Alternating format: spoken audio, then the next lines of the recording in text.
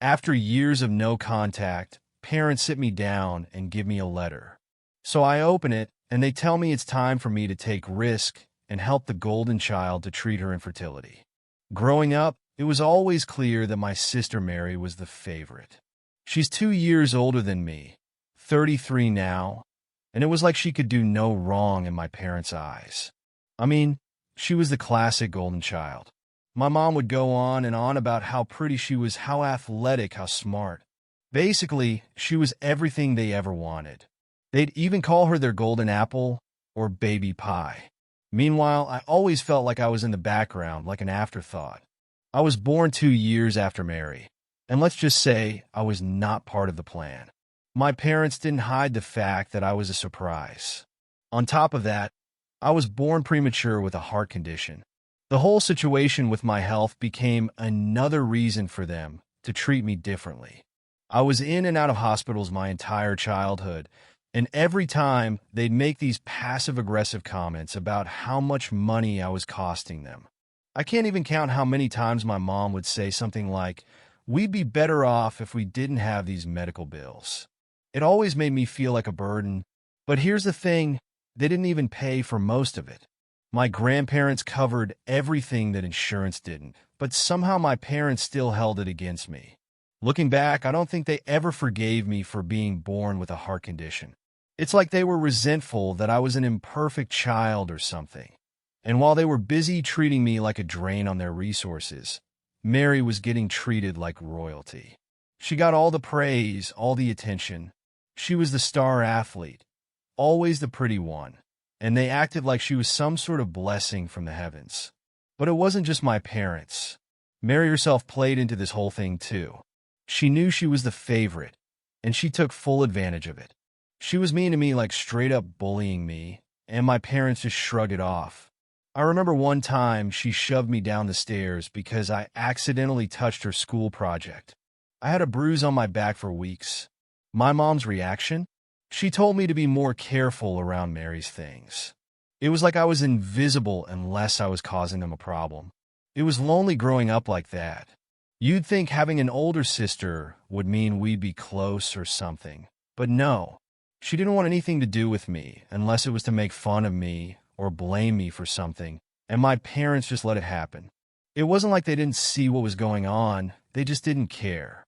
Mary was perfect in their eyes, and I was just there. School was my only escape, but even then it wasn't easy. My health issues meant I missed a lot of days, so I was always behind. And of course, Mary would get straight A's and go to all her sports practices, while I struggled to keep up. My parents never missed a game or a school event for Mary, but for me, they barely showed up to anything. One time, I got an award for a short story I wrote, and I begged them to come to the ceremony. They didn't. They said they were too busy with Mary's soccer game. It wasn't just the big stuff either. It was the little things too. Like every year for our birthdays, Mary would get these big, elaborate parties. She had themes, decorations, and tons of friends over. My birthdays were always smaller, quieter. I didn't even get a real party half the time. They'd just say, "Oh, we'll do something next weekend," and then forget about it. The worst part was seeing how happy my parents were when they were around Mary. It was like they became different people. They smiled more, laughed more. When it was just me and them, there was this weird tension, like they didn't really know how to act around me. By the time I was in high school, I had learned to just keep my head down. I didn't want to rock the boat. Mary was already doing well for herself. She was on track to go to a great college, and she had tons of friends. Me? I just wanted to get through each day without feeling like a failure. But even that was hard when my parents constantly compared us.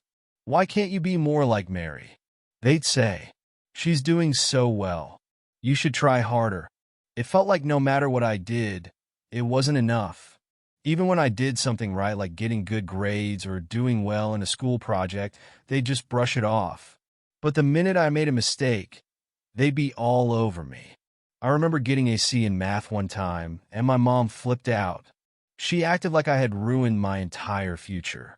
Meanwhile, Mary could get away with anything, and they'd just laugh it off.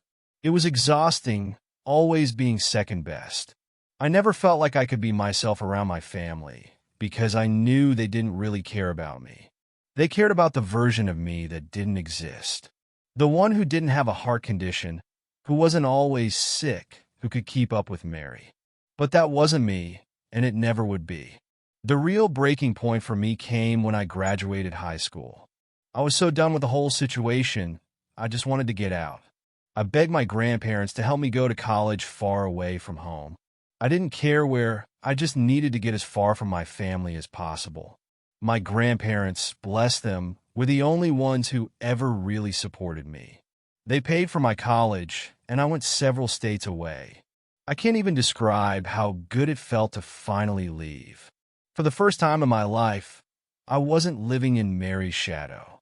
I could just be me without constantly being compared to her or reminded of how much I was costing my parents. Looking back, it's wild to think about how much they messed with my head. I spent so many years thinking I wasn't good enough, that I was a burden. But now, I see it for what it was. Just messed up favoritism that they tried to pass off as normal. But even though I escaped, the damage was done. It took years for me to shake off the feeling that I wasn't worth anything. Even now, there are moments where I doubt myself, where I wonder if maybe they were right about me all along. But then I remind myself that it wasn't my fault. It never was. After I left home for college, things really started to change for me. It felt like a weight had been lifted off my shoulders. Being away from my parents and Mary was honestly the best thing I could have done for myself. It gave me a chance to start over without all the crap that came with being the unwanted child. I was finally free to be my own person. College was where I met Greg, my husband. I remember the first time we met. It was during one of those awkward icebreaker events in the dorms. I wasn't expecting much, but there he was, just being his genuine, kind self. He wasn't like anyone I had met before. Greg didn't care about appearances or what I could do for him, which was so refreshing after a lifetime of feeling like I wasn't good enough for anyone, especially my own family. Greg and I clicked instantly. He was patient with me, which was something I wasn't used to. He listened when I talked about my childhood, about how I always felt like I was in the background, and he didn't judge me for it. He just made me feel, for the first time, like I was worth something, like I actually mattered. He made me feel beautiful too, which was another thing I wasn't used to. Growing up, I was constantly compared to Mary, who was always the pretty one. I was never good enough in that department, or at least that's what I was told. With Greg, I didn't feel like I had to compete with anyone. He loved me for who I was, and for the first time in my life, I started to believe that maybe I wasn't as worthless as my parents made me feel. After we graduated, Greg proposed, and of course I said yes. It wasn't long before we started planning the wedding, and Greg's family was super supportive. They were thrilled about the whole thing and offered to help pay for the wedding. My family, on the other hand, not so much. When I told my parents I was getting married, they didn't even pretend to be happy for me. My mom straight up said, "We just spent a fortune on Mary's wedding last year, so don't expect us to contribute." It was like I wasn't even their daughter. I try not to let it get to me, but it still hurt. I mean, it wasn't like I was asking them for anything extravagant. I just wanted them to show up, to care, to be there for me. But they couldn't even do that. They didn't come to the wedding. Not my mom, not my dad, and definitely not Mary. They didn't even send a card. Nothing. It was like I didn't exist to them anymore, which honestly wasn't that different from when I was growing up. But I was determined not to let it ruin my day. Greg's family was there, and they were amazing. They made me feel like I was part of something real, like I finally had the family I had always wanted. Greg's mom even helped me pick out my wedding dress, which was such a small thing, but it meant the world to me. She treated me like her own daughter, and for the first time, I felt like I belonged somewhere. Our wedding was beautiful. It wasn't some huge, fancy event like Mary's, but it was perfect for us. Greg and I got married in the city where we graduated, and it felt like a fresh start for both of us. We decided to settle down there, far away from the toxic mess that was my family back home.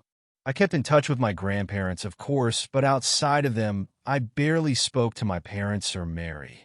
Life was good. Greg and I built a life together, one that didn't revolve around constantly trying to prove my worth to people who didn't care. For the first time, I was genuinely happy, and then came the news that changed everything. I was pregnant. When I found out, I was a mix of emotions. I was excited, of course, but also terrified. Because of my heart condition, I knew pregnancy would be risky. My doctors had warned me about it for years, but now it was real. Greg was over the moon when I told him, but I could see the worry in his eyes too. We both knew this wasn't going to be an easy journey. The pregnancy was tough, as expected. There were complications almost from the start, and my doctors advised me to terminate early on, saying it could be fatal for me, but I couldn't do it. I couldn't bring myself to go through with it. Greg supported my decision, even though he was scared out of his mind. We both were. The months that followed were the hardest of my life. I was in and out of the hospital, constantly being monitored. The strain on my heart was intense, and there were days where I wasn't sure if I'd make it. But despite all the odds, I did. We both did. My son was born healthy, and I managed to survive, though barely. The doctors were clear. They told me in no uncertain terms that I couldn't risk having another child. My heart just couldn't handle it again, and Greg and I agreed. We were happy with our little family, and we didn't want to push our luck. Looking back, I don't know how I made it through that time without losing my mind. The whole experience was terrifying, but Greg was my rock through it all. He never left my side, never once made me feel like I was doing this alone, and that's something I'll never forget. He's been the one constant in my life, the one person who's always had my back. After our son was born, things were quiet for a while. We were focused on raising him and just enjoying our life together. It wasn't easy, but it was ours, and that was enough for me.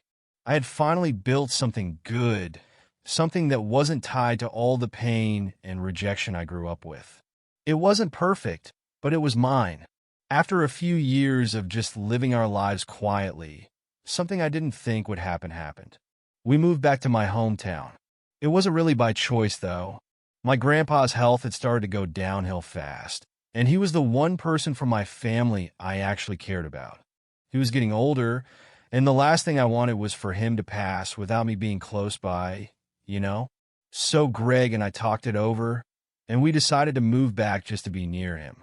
I wasn't thrilled about being back, not gonna lie. The thought of being around my parents and Mary again was enough to make me nervous.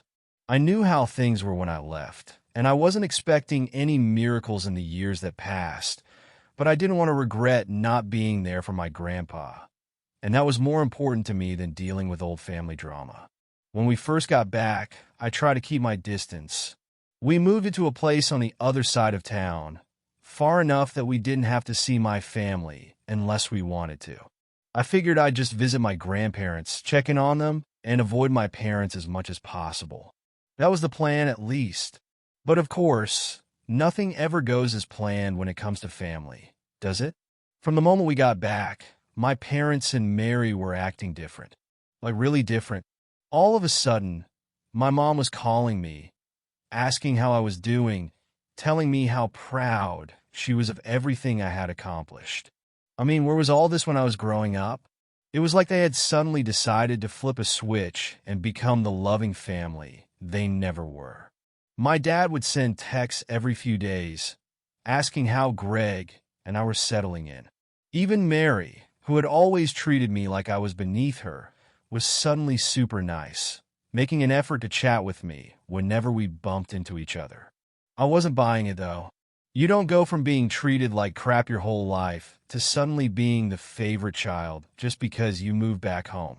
There was something off about the whole situation, but I couldn't put my finger on it.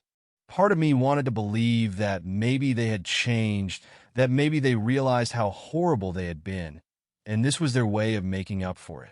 But deep down, I knew better. Years of that kind of treatment don't just disappear overnight. I talked to my grandma about it, And she told me to give them a chance, that maybe they did miss me. I don't know. Maybe they did. I was willing to keep an open mind, but I wasn't about to let my guard down completely. Then, 2 weeks after we moved back, my parents invited us over for dinner. Now, I've been to enough family dinners with them to know that it's usually not just about food. There's always some kind of agenda, but Greg convinced me that maybe it was just a nice gesture. Maybe they were trying to reconnect or something. So, against my better judgment, we went. When we got to their house, everything seemed normal at first. My mom made her famous lasagna, which was one of the few things I actually miss from growing up. We sat around the table making small talk, and I could almost fool myself into thinking it was just a normal family dinner. But then, halfway through the meal, Mary said she had a surprise for me. She was sitting across from me with this smug smile on her face, and I instantly felt my stomach drop. Surprises from Mary were never good. She reached in her bag and pulled out a card. It was one of those fancy-looking envelopes, and she handed it to me like she was giving me some kind of award. I was confused, but I opened it, expecting maybe some kind of apology or a thank you note for moving back to be closer to the family. But nope, it wasn't that. Not even close.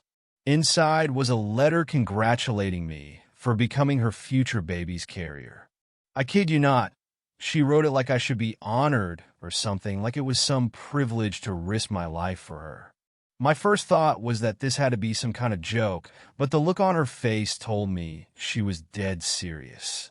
I couldn't believe it. I just sat there, staring at the card, trying to process what was happening. When I finally managed to speak, I told her I couldn't do it, that I physically couldn't carry another child. My pregnancy with my son had almost killed me, and the doctors have been very clear that I couldn't go through that again. I tried to explain it, but before I could even finish, Mary burst into tears. Now, normally I wouldn't have cared if she cried, but my parents reacted immediately. My dad started yelling at me for being selfish, and my mom chimed in, saying that I should do this for family. It was like they didn't hear a word I had said about my heart condition, about how dangerous it would be for me to have another baby. The whole thing turned into this huge argument, with my parents and Mary ganging up on me, telling me that I was a terrible sister for not wanting to help her. I was in shock. I tried to stand my ground, but it was hard when they were all shouting at me like I was the worst person in the world. Greg, thank God, had my back the whole time. He stood up and told them we were leaving, that this was insane, and they had no right to expect me to do something like this. We grabbed our things and walked out. The drive home was quiet. I think we were both just in disbelief over what had just happened. Even now, thinking back on it, I can't believe the audacity of it all. I get that Mary is upset about not being able to have kids, and that sucks for her, but the fact that they thought it was okay to just spring this on me, to assume I would risk my life to carry her child without even asking me beforehand, it's beyond messed up. I haven't spoken to them since that night. Part of me feels guilty, like maybe I should have handled it differently, but at the same time, I know I did the right thing. My health comes first. Always. The silence after that dinner was deafening. Days passed, and I didn't hear a word from my parents or Mary. Not that I was expecting them to apologize, but a part of me hoped they'd at least try to reach out to explain themselves or something. But no, it was radio silence. Greg kept telling me I did the right thing, that I wasn't wrong for standing my ground, and I knew that deep down. But it still left me feeling, I don't know, guilty. I shouldn't have felt that way, but I did. It's weird how family can mess with your head like that. The thing that got me the most was how quickly everything turned. 1 minute, they're acting like they missed me, like they're so proud of me. And the next, they're screaming at me for not risking my life for Mary. I mean, who does that? Who goes from 0 to 100 that fast? It was like I was some tool they kept on the shelf for years. And now that they needed me, I was supposed to just jump at the chance to help. But here's the thing. I wasn't surprised. Disappointed? Sure, but not surprised. This was how things had always been. Mary got what she wanted, no matter what, and I was always expected to just go along with it. Growing up, I'd seen it over and over again. It didn't matter if I was sick or struggling or hurting. If Mary needed something, that's where their focus went. So, when it came down to it, they didn't care about what my pregnancy did to me. They only cared about what it could do for her. A few more weeks went by, and I started to get used to the idea that maybe I wouldn't talk to my family again. I mean, how do you come back from something like that? I couldn't just pretend that dinner never happened, and I sure wasn't about to risk my life to carry a child that wasn't even mine. Greg and I talked about it a lot, and we both agreed that going no contact might be the best thing for us, for our family. My son didn't need to grow up around people who treated his mom like that. Then, one day, out of nowhere, I got a message from my mom. It wasn't long, just a text that said, "We need to talk." No, I'm sorry. No, let's work this out. Just a cold, emotionless, "We need to talk." I stared at my phone for what felt like forever, trying to decide what to do. Part of me wanted to ignore it, to block her number and move on with my life. But the other part of me, the part that still craved some kind of validation from my family, wanted to know what she had to say. I showed Greg the message, and he was pretty firm about it.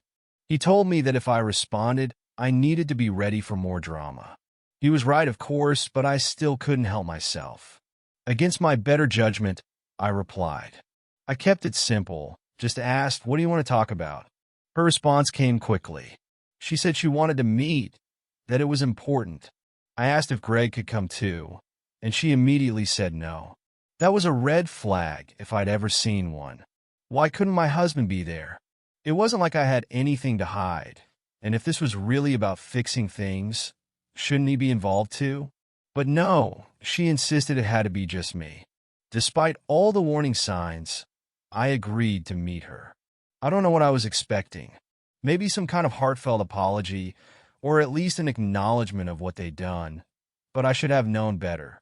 We met at a coffee shop in town, one that I hadn't been to in years. When I walked in, she was already sitting there, sipping her drink like it was just a normal day. No guilt, no remorse on her face, just casual. Like this was a regular catch-up between mother and daughter. I sat down, and before I could even get a word out, she started talking. She didn't ask how I was doing or mention the dinner. She jumped right into it, saying that Mary was devastated and that I needed to reconsider my decision. I couldn't believe what I was hearing. There was no apology, no, we were wrong. It was all about Mary again. I sat there, stunned, as she went on and on about how Mary's life had been so hard, how she and Dad had been working to find solutions, and how I was the only one who could help. She even pulled the family sticks together card, like that meant anything coming from someone who had ignored me for years. When she finally stopped to take a breath, I told her as calmly as I could that my answer hadn't changed. I couldn't do it. I wouldn't do it. I reminded her of what the doctors said, about how dangerous another pregnancy would be for me, and that I wasn't willing to take that risk, not for anyone. I thought maybe, just maybe, she'd understand. But instead, she looked at me like I was some kind of monster. "You're being selfish," she said. "Mary needs you, and you're just turning your back on her." I couldn't believe it. After everything I'd gone through, after all the years of being treated like nothing, she had the nerve to call me selfish. I told her that I wasn't turning my back on anyone, that I was protecting myself and my family. But she didn't want to hear it. She kept pushing, kept trying to guilt me into agreeing. It was like nothing I said mattered. That's when I realized something. My family was never going to change. They were always going to see me as second to Mary. And no matter what I did, no matter how much I tried to explain myself, they would never understand. In their eyes, I existed to serve her.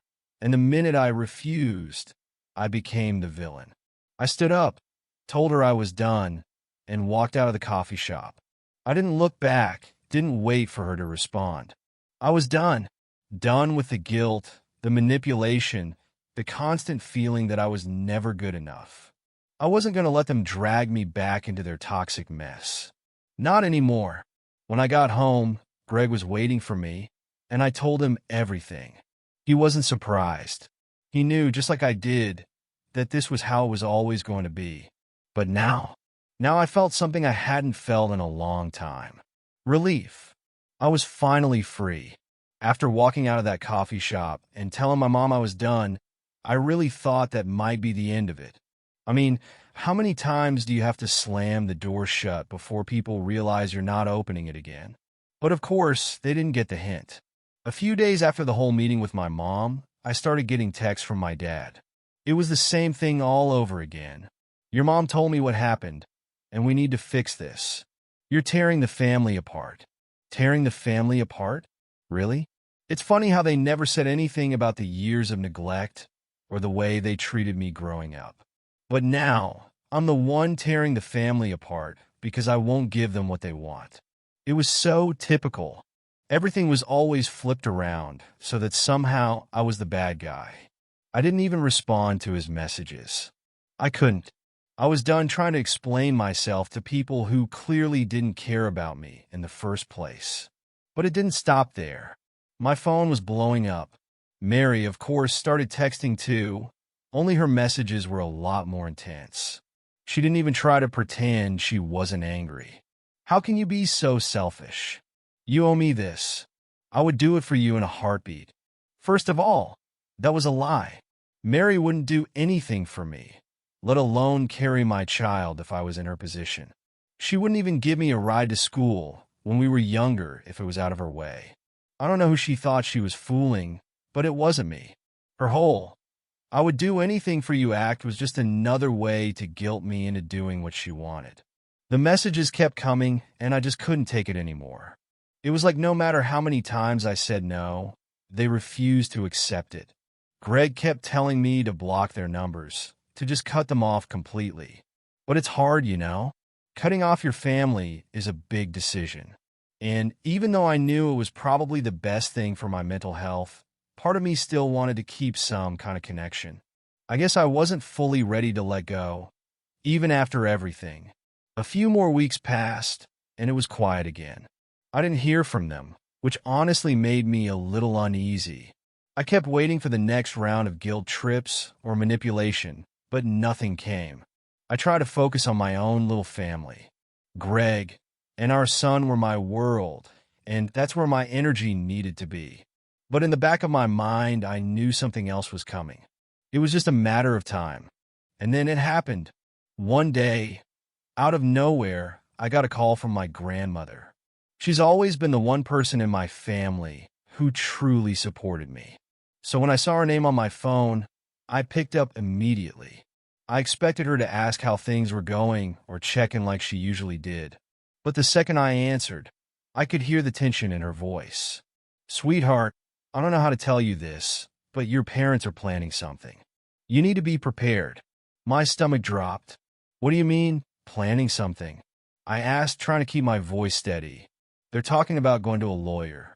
They're saying they'll take legal action if you don't agree to help Mary. Something about medical rights, surrogacy. I don't know exactly, but they're serious." I couldn't believe what I was hearing. Legal action? They were actually going to try and force me into this? I was speechless. My grandmother went on, telling me that she overheard them talking about how they had a case. How they thought they could convince a judge to make me their last option, since Mary couldn't have children on her own. I didn't know whether to laugh or cry. This was beyond anything I could have imagined. They really thought they could take me to court and make me carry Mary's baby? The idea was so ridiculous, but at the same time, terrifying. I mean, who thinks like that? Who goes that far? I thanked my grandma for telling me, and we hung up. I sat there, staring at my phone, just trying to process everything. I felt a mix of anger, disbelief, and pure frustration. How had it come to this? How did my own family turn into people who would try to legally force me to risk my life for my sister? I thought about all the years of being treated like nothing, of always being second to Mary, and I realized this was the final straw. I couldn't do it anymore. That night, I told Greg everything. He wasn't surprised. Angry, yes, But surprised? No.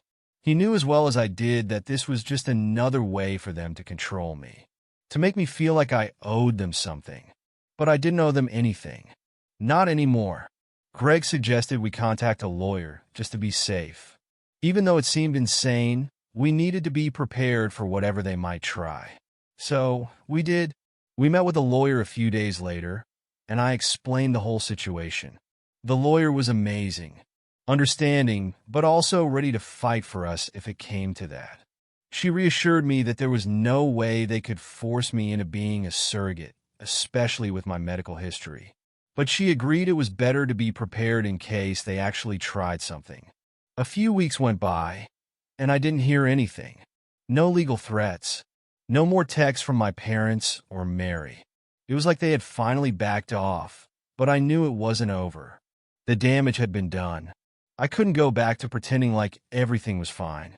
They had shown me who they really were, and there was no coming back from that. One day, out of the blue, I got a final message from my mom. It was short and cold, just like before. "We're disappointed in you. You've let the family down." That was it. No explanation. No further guilt trip. Just that one last punch to remind me of how they really felt. I stared at the message for a while, feeling the sting of it, but then I realized something. I didn't care anymore. I wasn't disappointed in myself. I wasn't the one who had failed. They had let me down my entire life, and this was just the final chapter in a long, painful story. I blocked their numbers after that. It wasn't easy, but it was necessary. Greg and I decided that for the sake of our son and our own sanity, we needed to move forward without them. They weren't going to change, and I wasn't going to sacrifice myself for people who didn't care about me. It's been a few months now, and life is quieter. I still think about them sometimes, but not with sadness. More like relief. Relief that I'm finally free from their expectations, their manipulation, and their control. I have my own family now, and that's all I need.